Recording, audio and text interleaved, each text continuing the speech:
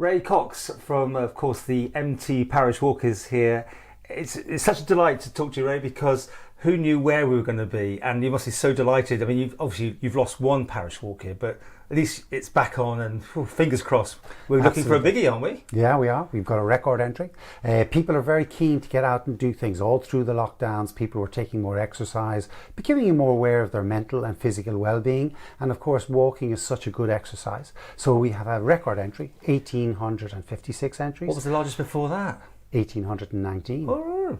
And that was an abnormal year. That was back in 2012. I remember, because it hasn't been that big for some time. No. So we jumped about 400 and then fell back 400. But also you could be missing some people who no doubt come over for the event, the ones that can't get in because of obviously the borders. We would normally have about 275 to 300 off-island entries. Right. Many of those have had their entries rolled over to 2022, so they entered for 2020, got rolled over to this year. Right. But with the restrictions on our border still in place and will be in place on the 19th of June, unless those people have family members and places to live on the Isle of Man, well then they won't be able to fit in a parish walk. So those people have been given a free entry into 2022. Now this is really important news, I think, that shows you that how pent up everyone is to get out and do things, don't you think? I mean, the parish walk is one of those things that people think about some years, put it off, whatever, but now they're going, you know what, we've had a lockdown, let's go and do something. Absolutely, and certainly the feedback is really positive. There's a buzz, there's an anticipation. People are really keen to get out there and do it. So we anticipate a bumper parish walk on the 19th. Now, every year there's always a little bit of tweaking going on. Anything change on the actual course first of all? Or starting and finishing and all that? The start and the finish will be the same, although I just drove along the promenade and I have an assurance from my prom that their finish will be in the traditional position by the War Memorial down on the promenade. But it's just over 2 weeks from today, and I'm worried that the prom may not be in a fit state. However, we have a contingency plan. Do not worry, there will be a proper finish always have for the to have parish that, walk. So that's one little worry on the horizon. Yeah. The other main concern that I have with a record entry, of course, record amounts of cars, record amounts of support cars, etc., etc. So our traffic management plans are paramount to the success of the day. And to that end, we've got a big news. We have a new off-road parking area, spectator area, and it's being called the Fan Zone. So we have the Ned Group Investments Fan Zone out at the show field out at Patrick. And we're going to have lots of parking off-road. We're going to have a video screen with live streaming of walkers coming through Glenmay and also checking into Peel. So extra timing points as well at the round table and in Glenmay, so that you can come to the field in Patrick. You can go onto computer terminals. You can discover where your walker is. You can see their walker coming through Glenmay. Then you can hook up with them in Patrick, nip into Peel. And there's a free minibus shuttle service into Albany Road, which is just by the check-in point in Peel Town Hall. So you could nip in, see your walker, get into Peel, and then come back and pick up your car in Patrick. So we are looking at trying to give people an option. You do not have to drive right behind your race walker to support that person. And that does cause issues, doesn't it? Yeah, it does. It's a massive problem for us. Fumes, upset to the walkers.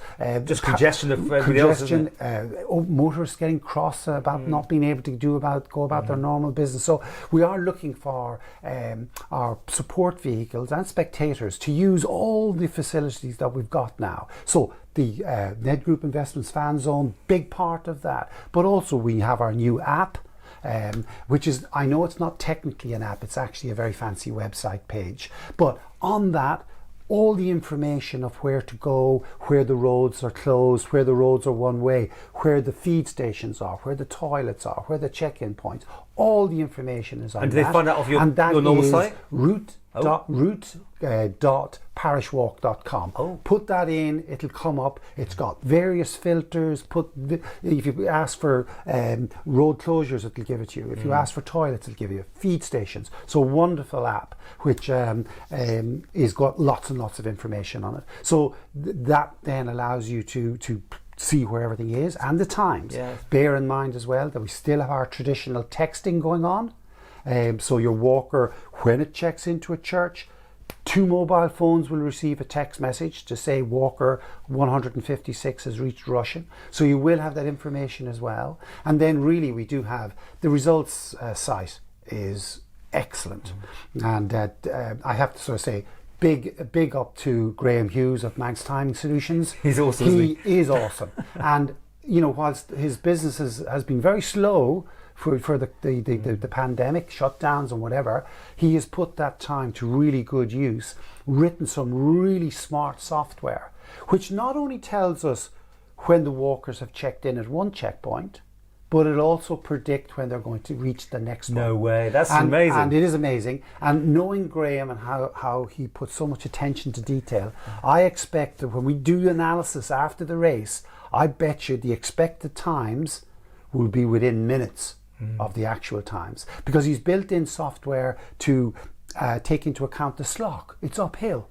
Taking into account fatigue. You walk slower as the day goes on. You don't walk at an even pace. So he's done all of this smart stuff. It's very handy to work out then when to beat your next point. So therefore, you could literally drive 5 minutes into the checkpoint and know that your walker will arrive. Okay. And of course, if the walker doesn't arrive, and it's gone over time, well then perhaps you know there's a problem and you know to go and find that walker. So therefore, we've so much technology now.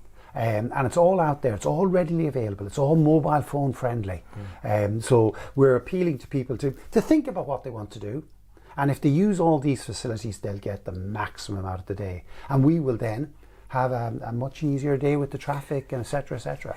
You're so relaxed about this. I've got to tell you, Ray, the work you put into this, and you even won the Isle of Man newspaper's special gong a couple of years ago, which was well deserved, by the way, on that. But I was too young to receive a Lifetime Achievement Award. I just feel as if there's so much more to do. So how much time does it take up of yours there? I mean, bear in mind you still do have a day job of some descriptions. I am still working as a veterinary surgeon. Yes, I do have that, and I have other voluntary positions. But the Parish Walk is a dominant one, and at this time of year, it's pretty much full time. Did you miss it last year then? Do you know what? I did, but having said that, the spring last year was a nice time. The family came home, we were all together, and I suppose you shouldn't really enjoy a lockdown, but I actually did. We had 2 months at home where we never left home. My daughter was shielding.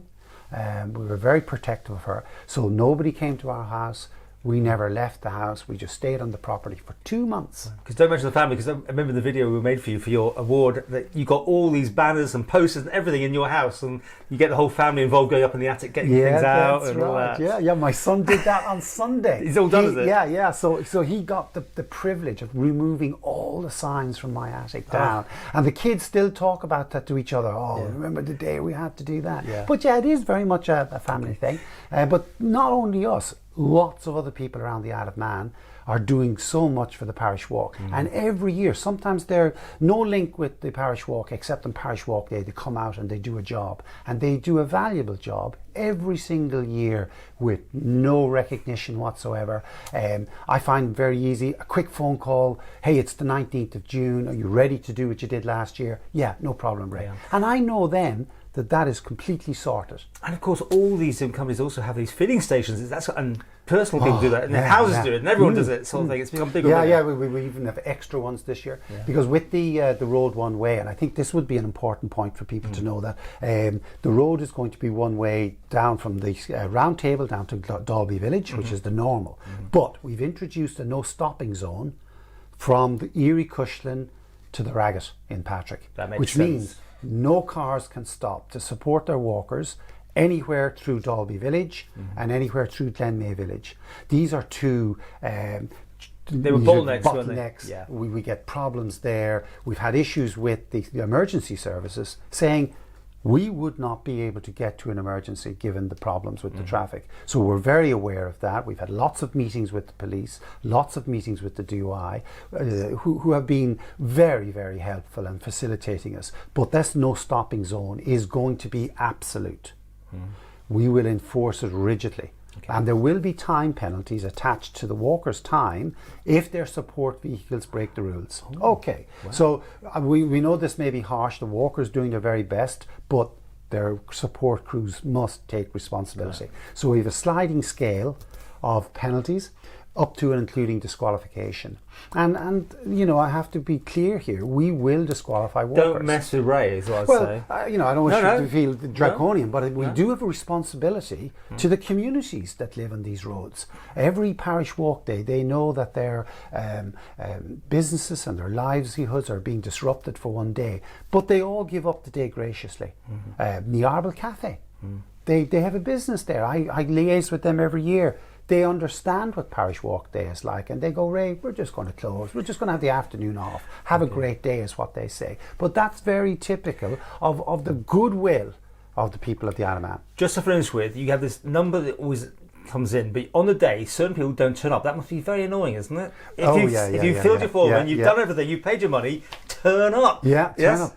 Up to 10% of the entry will not turn up. And sometimes people register on the Thursday and the Friday down at the NSC and still don't turn up. But that can be family reasons, work reasons, or whatever. Is weird, but it is. But it will be less this year. It won't be 10% this year because of the amount of enthusiasm for the race. It isn't the case of I was forced to join in because my work colleague said, "Oh, you do it." I think now, the desire is there to get out.